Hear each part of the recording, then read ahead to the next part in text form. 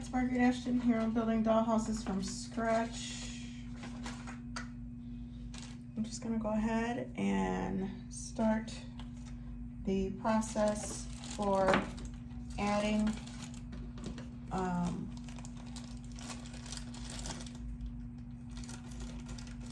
and gluing down the miniatures for the conservatory. All right, this here, the first miniature is a tea set, and if you look at the scale, it's 1/12, so that it matches with the scale for the conservatory, like I've discussed before.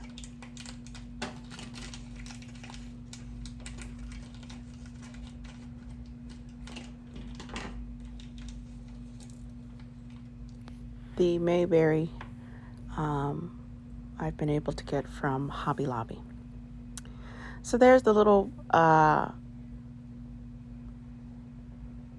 picture of tea and the glass with the iced tea. So the really cute thing about this was that they, I haven't seen this before, they had the little ice cubes in it, and so it was really nice.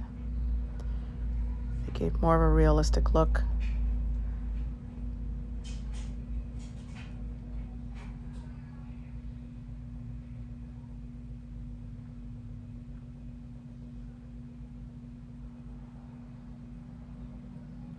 And to glue them down, I'm going to use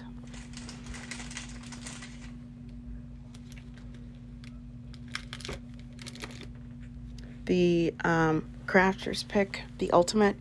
It's water-based super glue. It works with metals, plastics, glass, and more. It comes out white, but it dries clear.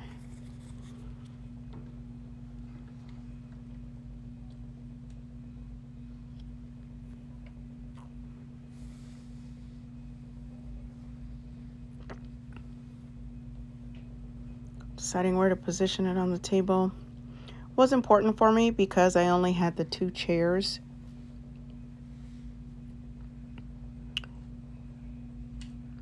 I should have purchased 3, but I only did 2, so I know better for next time.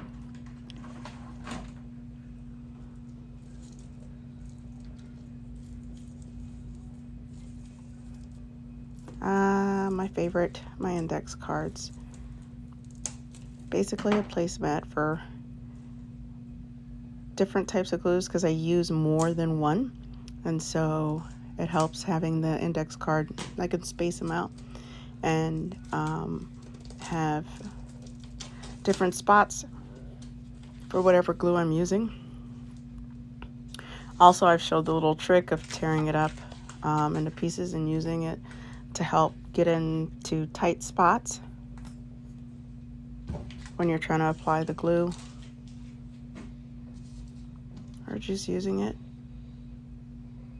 to apply the glue on the miniature or the dollhouse, whatever it is. So there we go. I'm going to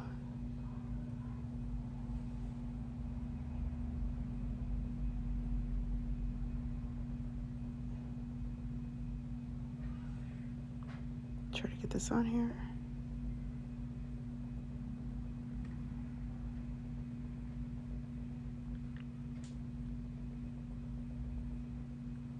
And in the end, they came out really, really nice. I had 2 glasses and the iced tea pitcher. And you'll see pictures at the end.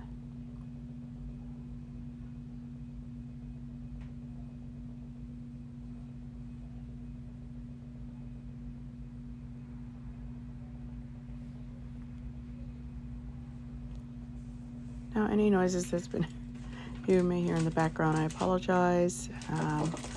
One was a Christmas movie, so got a little louder than what I expected. Use my pink Q-tip to clean it up. So even though it dries clear, I just kind of want to make sure that it's neat.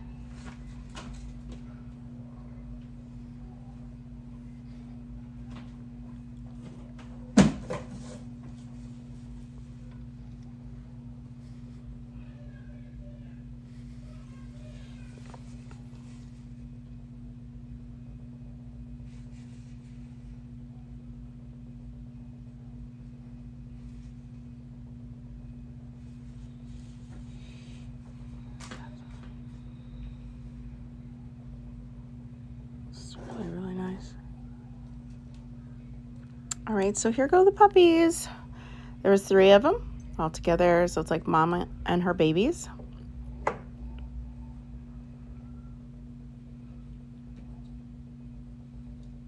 We use the same glue for this.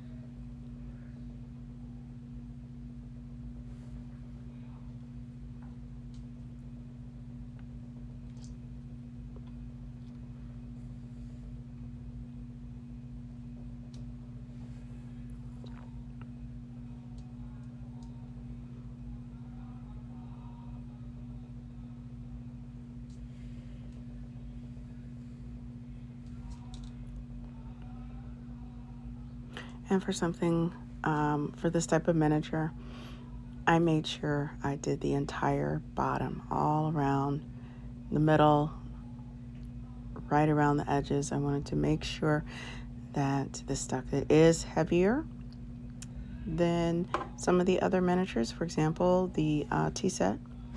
And I decided to place it in front of one of the chairs.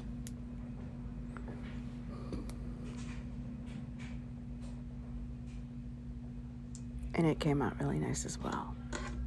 My thinking was someone sitting there and the dogs are with them. All right, hey, I'm back. So I'm going to show you, here's where we are with the final layout regarding the, at the moment it's just the grass, and I'm going to go ahead and move this. So I just wanted you to kind of see where we are. And what I'm going to do, you see the spaces? You're going to see the spaces here. There are some on the exact same side in the identical spots, but with the ones that have no, like this one comes straight out. Can you see? Hold on. Oh wait, I showed you this before. I can't move it, dang it. Okay, so on the, I'm having this be the entrance, if you will. Of course, this is the original entrance with the French doors, but I'm going to use this. Anyway, both sides of the French doors and the exit. Dang it. Well, anyway, they have nothing interfering with the layout. So literally the grass pads are right up against it. Okay. All right, so I am going to do this.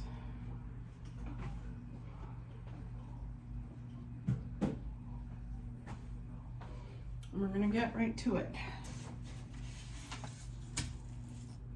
So my goal right now is to make sure that the grooves where there's something showing, which is going to be here, here,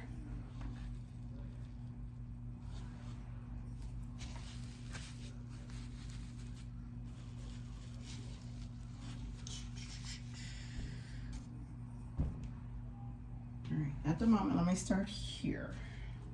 And then I will explain, for example, this side is identical to this one about the spaces. So let's hold tight a second here. Ah, this one hasn't even been open. All right, so this is a bright green. And well, you know, I thought I had a different green. So here we go, we're gonna go live with this and see how this looks, if it's something that's going to work. I apologize for some of the noise. I can't stop the thing, but you might hear a Christmas movie or two in the background. So this is just a quick video, which this is not working out. Why aren't you coming? Why are you not? I usually don't have this problem. Come on.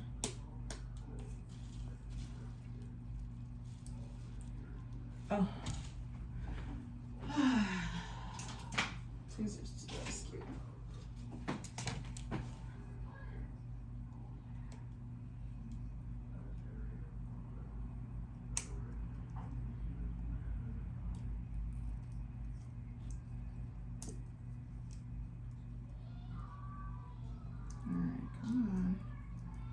do this. Oh, jeez, that took forever.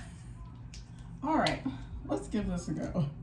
All right, so this is a bright green. Oh my gosh. Now, because of the wood though, so this is not appealing on paper, but on the wood and everything, it may look different when it dries. So, let's see.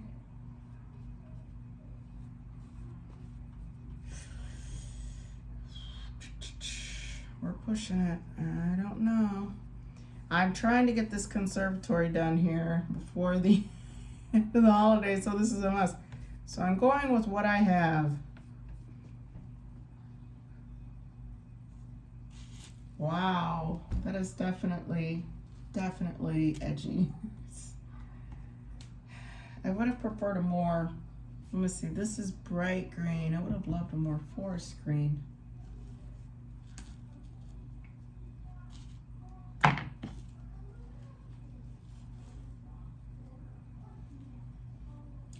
Okay, so the brush size that I am using, oh, this one actually, it turned out perfect for the size. This is, which number is this? Oh, this is a 3/4 flat, and this is perfect. This is perfect to get into the grooves and kind of,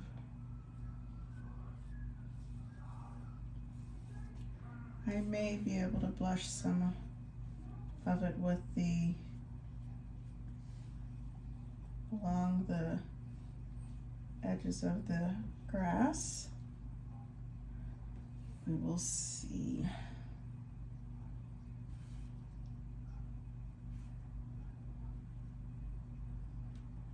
Okay. All right. Now, okay. So on this side, when, if you remember when the conservatory was sitting in its spot, there were gaps on the side. So what I am going to do, I'm going to run a straight line on both sides. These both sides are identical. And it would be nice if I do not have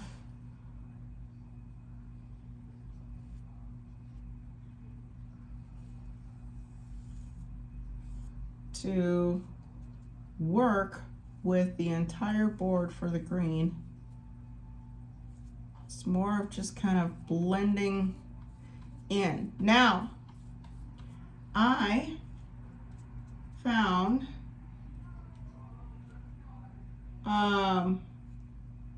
some hedges that I'm going to use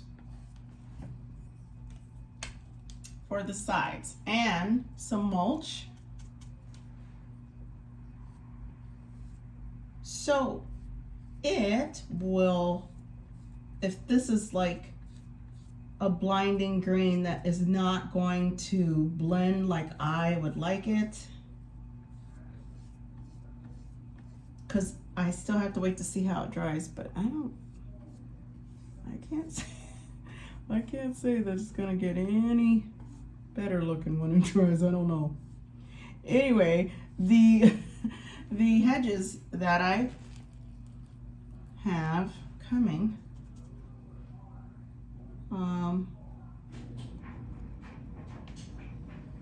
with the mulch, will cover this up. So I will get a pass. So it should work. We will see.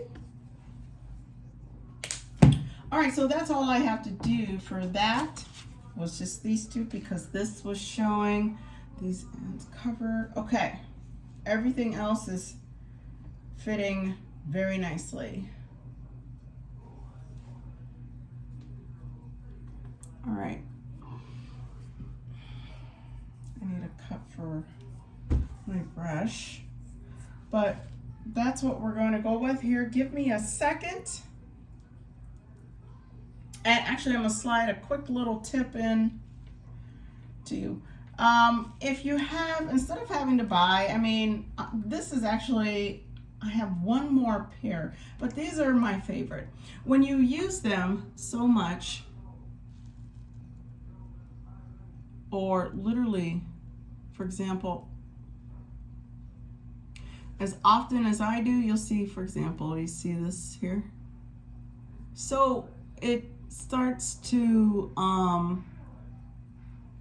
your tool starts to lose the ability to have that sharpness and that fineness because everything starts building up. So kind of think of that. Well, anyway, as I've always told you, sandpaper to the rescue. Literally, this helps. So I just came across, because I was on a last minute